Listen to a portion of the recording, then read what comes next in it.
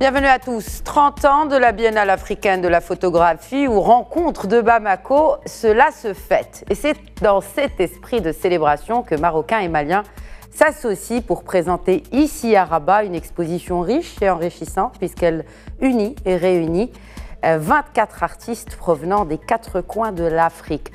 L'objectif, en plus de celui de partager avec le public leur vision de notre continent, et aussi celui d'une mise en bouche aux mythiques rencontres de Bamako. Et oui, car depuis sa création en 1994, la Biennale a été le premier et demeure le principal événement international consacré à la photographie et à la vidéo africaine. Elle représente aujourd'hui une plateforme impressionnante de visibilité qui est unique pour les photographes d'Afrique et de la diaspora, mais aussi un vivier de talents. Un regard africain sur l'Afrique et les Africains et qui reste ouvert sur le monde. Nous profitons de sa présence à l'occasion de l'exposition Bamako Dreams 30 au Musée national de la photographie à Rabat pour lui poser quelques questions. Il s'agit de M. Andogodi Guindo, ministre de l'Artisanat, de la Culture, de l'Industrie hôtelière et du Tourisme du Mali. Excellence, Monsieur le ministre Guindo, bonsoir et merci de répondre à nos questions. Bonsoir, merci de m'inviter sur votre plateau. Marhaba, comme on dit chez nous. Un mot d'abord sur cette exposition, Bamako Dreams. Est-ce qu'elle représente à vos yeux? D'abord, je tiens à saluer les plus hautes autorités du Royaume du Maroc, à commencer par Sa Majesté le Roi, que Dieu l'assiste. Je voudrais lui rendre un vibrant hommage. Hommage pour tout ce qu'il fait pour la culture marocaine, africaine, pour le rayonnement des arts et de la culture, pour la protection et la promotion du patrimoine culturel africain. Je voudrais le remercier et lui dire combien les acteurs culturels du continent aimeraient pouvoir compter toujours sur ce soutien magnifique qu'il apporte à la culture. Je voudrais également remercier le président de la Fondation nationale des musées, le président Kotbi Mehdi, pour l'aimable invitation à nous adresser pour venir participer à cette exposition faite à l'honneur de la Biennale africaine de la photographie, Rencontre de Bamako, qui célèbre cette année, comme vous l'avez si bien rappelé, ses 30 ans. La Biennale africaine de la photographie est une plateforme qui regroupe l'ensemble des acteurs de l'art contemporain de la photographie, mais également un espace de donner ou de recevoir où d'autres acteurs, d'autres artistes se retrouvent pour un partage d'expériences. Mais c'est aussi un lieu de création, donc d'éclosion et de révélation des talents.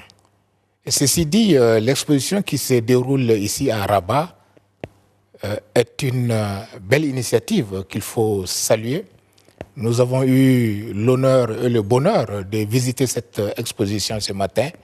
J'avoue que les œuvres qui y sont exposées sont d'une qualité rare. Des œuvres dont la qualité dénote du génie créateur africain. Parce qu'il s'agit... Il n'a rien à envier à tous les autres génies de partout dans le monde. Pas du tout. C'est un génie exceptionnel, très prolifique. Nous avons donc, au cours de cette visite, découvert avec beaucoup de bonheur le savoir-faire et la créativité des artistes africains. Et j'ai saisi cette occasion pour leur rendre un vibrant hommage. J'avoue que ce que j'ai vu à travers cette exposition est fascinant, c'est saisissant et c'est tout simplement beau. Et c'est l'art dans toute sa beauté qui se révèle à travers cette exposition. Et c'est une exposition, comme je le disais tantôt, qui rend hommage à la Biennale africaine de la photographie, Rencontre de Bamako. Et je voudrais encore une fois saluer cette initiative et remercier la Fondation nationale des musées pour avoir fait l'honneur à travers cet hommage à la Biennale africaine de la photo fait donc à mon pays, le Mali, donc à travers l'art contemporain de la photographie. Et l'art contemporain, la photographie, n'est qu'une facette des différentes facettes de partenariat historique entre Rabat et Bamako. Monsieur le ministre Guindo, quel est selon vous le secret de la longévité et de la vigueur du partenariat entre le Royaume du Maroc et la République du Mali? Le secret, oui, vous avez dit secret, donc un secret reste un secret. Mais je vais plutôt parler de la magie de la culture. Les peuples du Maroc et du Mali ont en partage des épisodes très saisissants de l'histoire, des épisodes qui remontent à plusieurs siècles. Et Tombouctou, par exemple, qui a des relations privilégiées dans l'histoire avec le peuple marocain. Au-delà de Tombouctou, d'autres régions du pays, bref, c'est tout le peuple du Mali qui entretient depuis des siècles des relations d'amitié, mais surtout de fraternité avec le peuple malien. Et ce que vous appelez secret, c'est sûrement la culture. Voilà des pays qui ont en partage des valeurs sociétales, culturelles, et notamment les valeurs héritées d'une religion que nous avons en partage. Il s'agit de l'islam. Alors, le Mali est un pays musulman à plus de 90%, jusqu'à 95%. Et le Maroc, vous le savez bien. Et donc, il y a des échanges au plan religieux, au plan culturel, depuis la nuit des temps, entre le Royaume du Maroc et le Mali à travers leurs populations qui ont des relations privilégiées. Unique dans la région? Certainement. Spéciale, particulière? J'allais dire privilégiées, des relations privilégiées, d'autant que ces deux pays, deux peuples très proches, très très proches, comme je le disais, par l'histoire, la culture, la religion. Vous comprendrez que entre le Mali et le Maroc, vous voyez, les populations vont et viennent librement. Alors donc tout cela dénote justement des relations fraternelles excellemment entretenues, tant au niveau des peuples que par les gouvernants de ces deux pays. Alors, ce n'est pas un secret, il y a bien sûr la magie de la culture, il y a aussi la réalité et le réalisme géopolitique. Aujourd'hui, la culture, et notamment africaine, se retrouve face à des enjeux géopolitiques majeurs. Comment, selon vous, le Mali fait-il face à des pressions exogènes? Vous savez, la culture a cela de spécifique de bâtir des ponts entre les peuples. La culture, elle rapproche, elle rassemble, elle fédère les peuples. Mais ce que j'appelle la magie de la culture réside dans sa capacité à transformer les différences en richesse. Sa capacité à résoudre justement bien de problèmes sans avoir recours à des mécanismes pas forcément diplomatiques et surtout à des mécanismes qui appellent à la violence, mais de façon toute douce et élégante. La culture joue justement un rôle de rapprochement des peuples. Et c'est pourquoi au Mali nous disons que la culture c'est un peu comme les disjoncteurs électriques.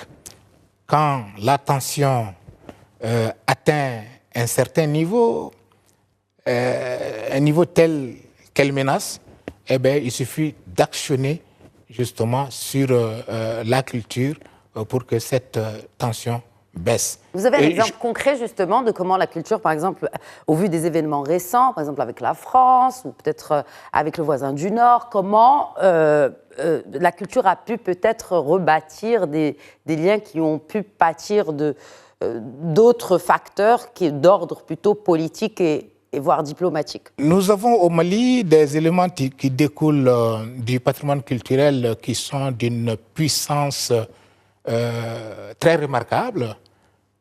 Il s'agit de ces mécanismes institués par nos ancêtres. Cela remonte à 1236, année à laquelle la charte de Kourkan-Fouga, dite charte du Mandé, a été proclamée par l'empereur Soundiata Keïta et ses collaborateurs.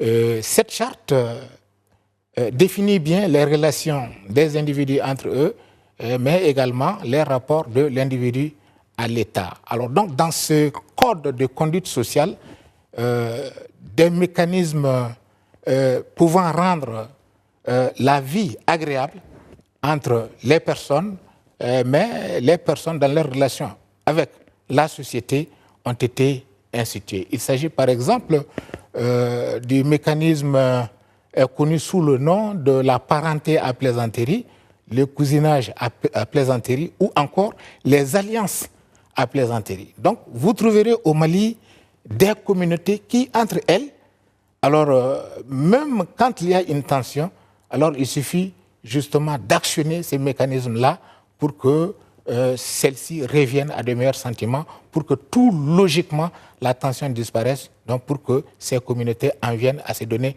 la main pour enterrer définitivement, comme on le dit, la hache de la guerre. Vous pensez aujourd'hui, compte tenu voilà de... des éléments résultant de notre patrimoine culturel qui, de mon point de vue, ont un effet dynamique très efficace, pouvant jouer justement dans la médiation, dans les rapports entre les communautés et entre, bien sûr, les États. Alors, donc, parlant des États, il y a ce que nous appelons la diplomatie culturelle. La diplomatie culturelle, qui est un mécanisme très puissant, qui relève du soft power, comme on le dit. Alors, donc, quand il y a des difficultés, alors les hommes de culture sont là pour, bien sûr, adoucir les cœurs, pour apaiser les esprits, afin d'un plus grand rapprochement entre les peuples ressentant des difficultés entre eux. Alors, quand vous prenez l'exemple d'un musicien, un chanteur, qui va de Bamako, par exemple, pour Paris, vous l'avez dit. Je me souviens, le 17 novembre 2023, un grand artiste malien, Sidiki Diabaté, a fait le plein à Bercy.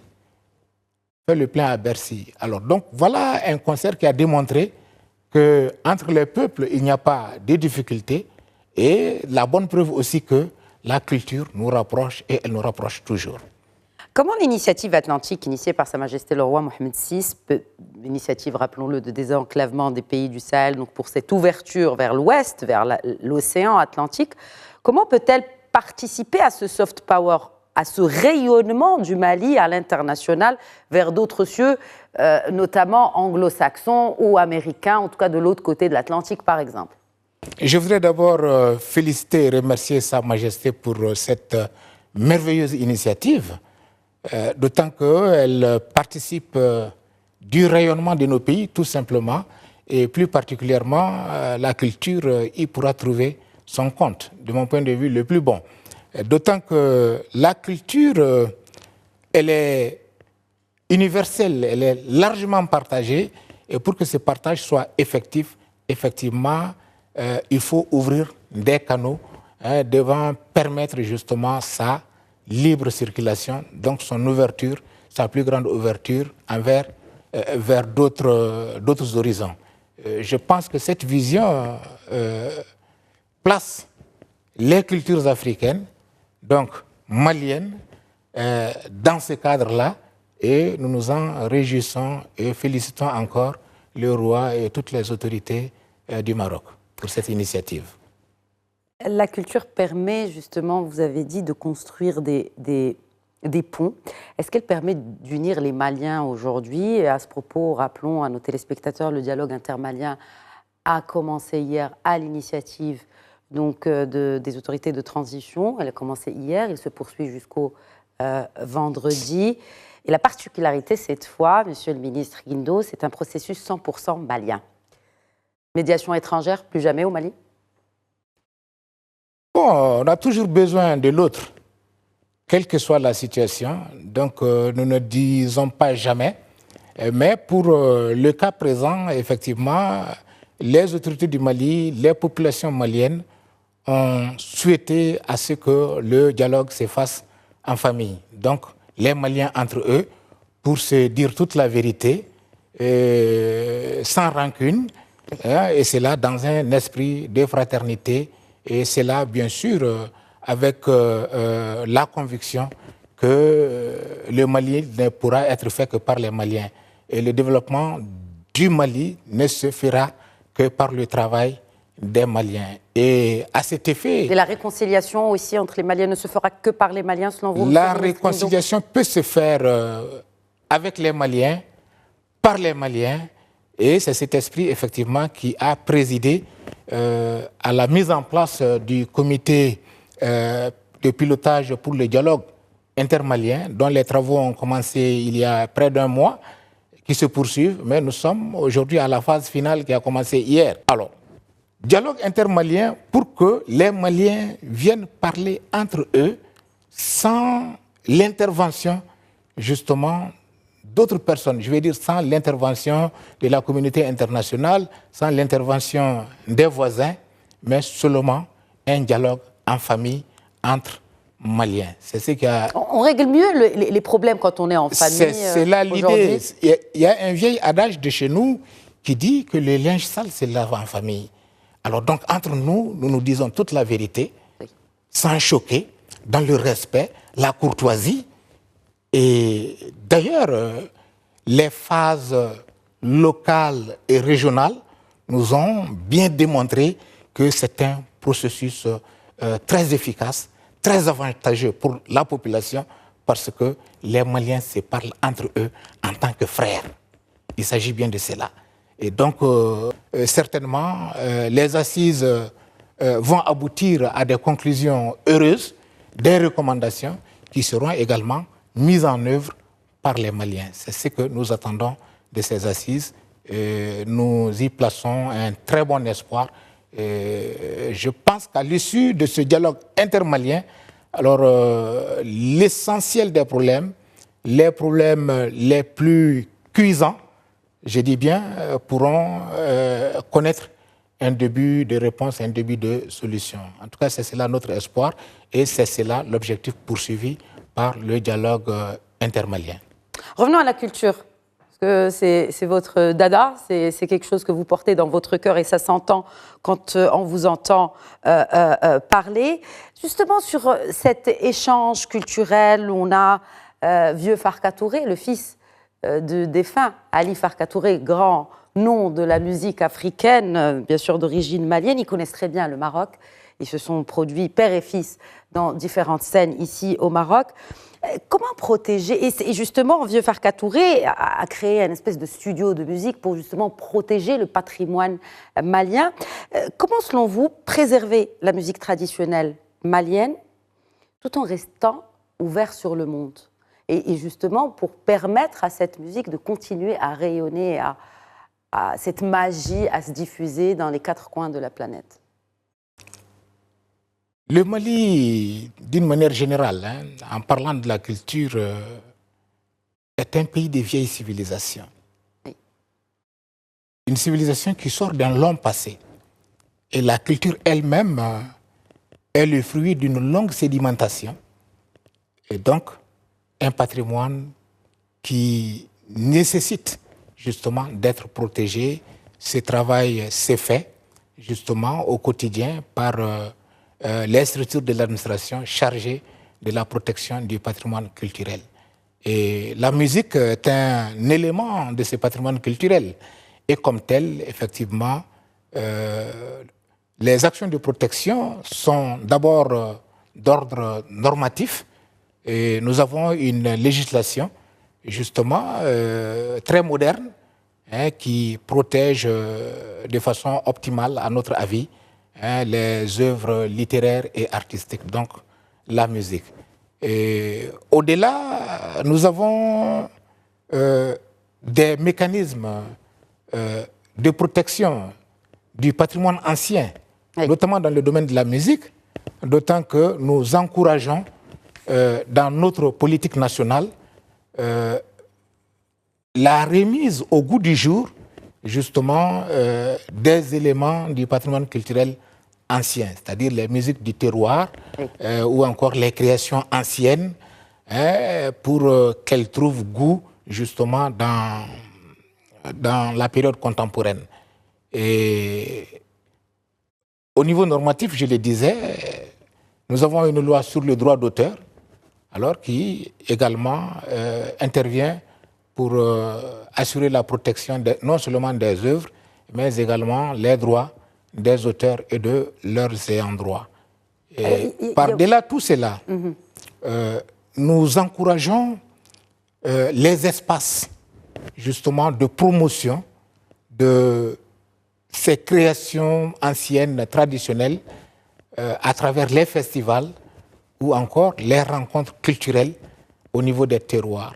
Et dans la politique culturelle nationale, nous avons institué un espace de rencontre culturelle qui a lieu tous les 2 ans et que nous appelons la Biennale artistique et culturelle du Mali. C'est une occasion pour la jeunesse malienne de venir communier autour du patrimoine culturel ancestral, mais l'occasion également pour les jeunes talents d'éclore. Et également, c'est un espace de promotion justement pour ces jeunes talents. Sans compter que la Biennale artistique et culturelle est un cadre qui regroupe l'ensemble de la jeunesse malienne, la jeunesse artistique et culturelle. C'est un espace de communion, de rassemblement, de fédération justement de tout le peuple malien à travers la jeunesse. Le Mali, administrativement parlant, compte 19 régions, plus le district de Bamako, et toutes ces circonscriptions administratives participent de façon active justement à la Biennale artistique et culturelle et en présentant des œuvres dans 7 disciplines officielles, donc dont la musique. Et la dernière édition de la Biennale a eu lieu du 6 au 16 juillet 2023 à Mopti, dans le centre du pays. Et la prochaine édition est prévue pour se dérouler à Tombouctou en 2025. En 2025, 30 ans de cette biennale africaine et bien sûr cette exposition qui prépare un peu, et qui fait un petit clin d'œil à ce grand rendez-vous de l'art africain par les Africains, pour les Africains, un art fédérateur. Bien sûr, le Mali peut toujours compter sur le Maroc. Vous l'avez dit au premier, le Maroc peut toujours compter sur le Mali, Monsieur le ministre Guindo. Bien sûr, le Maroc et le Mali, c'est vraiment une histoire entre 2 frères, entre 2 bons amis qui se sont toujours donné la main, qui ne se sont jamais quittés et qui ont toujours relevé les défis ensemble. Je pense que c'est là un nouveau défi qui se présente à nous, c'est-à-dire l'organisation bien réussie de la Biennale de Bamako, les rencontres de Bamako, Biennale de la photographie. Et dans l'organisation de ces rencontres de Bamako, le Mali a toujours bénéficié de l'appui du Royaume du Maroc, plus particulièrement de la Royal Air Maroc, qui est un partenaire classique, historique, qui a été toujours là pour accompagner et soutenir l'organisation réussie de cette grande rencontre panafricaine de la photographie qui se déroule au Mali, comme vous l'avez dit, depuis bientôt 30 ans. Et le Maroc ne se réjouit que beaucoup pour justement l'éclosion de ces talents africains et aussi pour que ce rayonnement des pays africains, quelles que soient leurs origines. Je voudrais juste finir sur cette image. C'est un couple mythique de la musique malienne et qui, eux aussi, connaissent très bien le Maroc. Ils fêtent 50 ans, Amado et Mariam, monsieur le ministre, qu'on voit ici, et qui personnifie aussi ce lien qu'ont les artistes maliens avec le Royaume du Maroc. Et tout naturellement, Amadou et Mariam, c'est un couple mythique, oui. Très adulé, respecté, aimé par les populations du Mali, j'allais même dire vénérées, en raison de la profondeur de leur message, à travers leur musique, mais aussi les notes de musique qu'ils déploient, qui sont, de notre point de vue, assez particulières. Donc, pour toutes ces raisons, c'est un couple mythique, respecté par les Maliens. Et j'ai pu le constater, effectivement, c'est un couple qui jouit d'une très grande popularité. Au Maroc aussi, hein? Oui, au Maroc, auprès justement du public marocain. Exact. Et donc, je voudrais donc saisir cette occasion pour leur faire un coucou, leur rendre 50 ans quand même, hein, ils viennent de souffler leur 50e bougie voilà, de couple. Une carrière exceptionnelle, riche.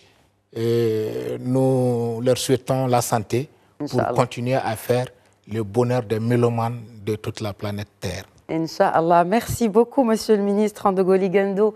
Merci d'avoir répondu à nos questions. Et j'aurais pu poser plusieurs questions et échanger avec vous parce que la culture est un océan sans fin, tout comme d'ailleurs ces liens que tisse cette culture, notamment cette culture ancestrale africaine. Merci beaucoup.